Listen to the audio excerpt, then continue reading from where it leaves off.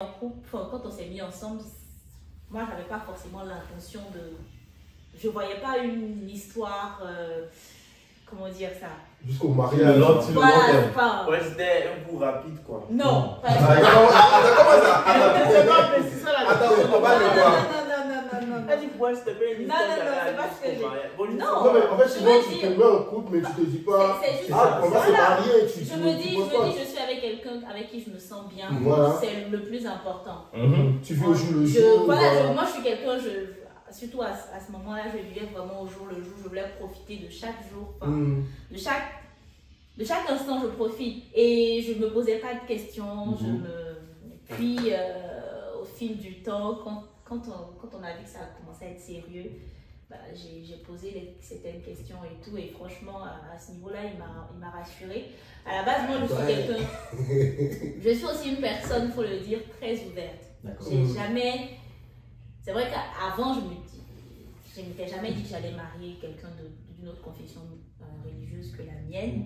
Mais je n'étais pas fermée parce que le plus important pour moi, c'est que la personne corresponde à ce que je recherche et ait des valeurs que je partage aussi. Et ça, je l'ai trouvé en lui. Donc, je n'allais pas me mettre un blocage pour une confession religieuse alors que je trouvais mon bonheur quand même. Mais en général, le blocage ne vient pas forcément des gens qui sont en couple.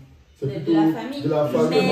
Mais c'est quand les deux qui sont... Enfin, quand le couple est rassuré et rassurant, la famille va suivre. Je ne suis pas totalement d'accord parce que déjà, je connais beaucoup d'histoires où les jeunes en couple ils s'aimaient, mais à cause de la famille, ça n'a pas pu bien se passer.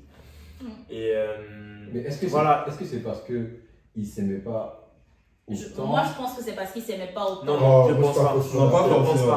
Je ne pense pas. Tu sais, il y a aussi la résilience.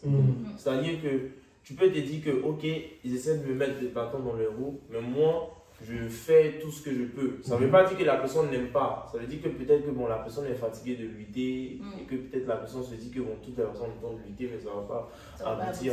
Et moi, je connais beaucoup de personnes qui sont passées par ça. Et nous, en fait, nous-mêmes, on est passé par ça parce qu'il y a eu quand même beaucoup d'obstacles. Et même au début, ça je le dis tout le temps, au début, il y a sa camarade qui est comme sa soeur, sa cousine. Elle m'a dit une fois clairement, est-ce que tu sais que tu n'es pas celui que la famille veut? Tu vois. Elle me l'a dit clairement. Non, bon. Et après, chaque fois qu'elle vient nous voir, elle m'apporte du chocolat. C'est la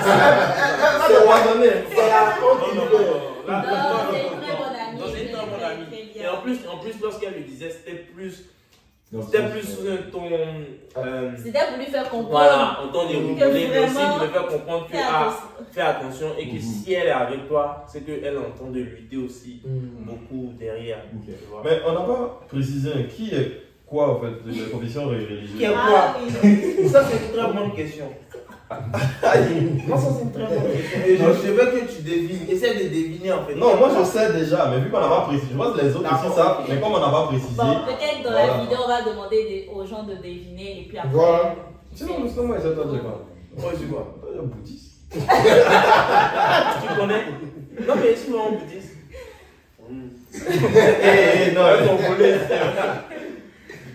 Non, mais. Non, mais. Du coup, c'est à quel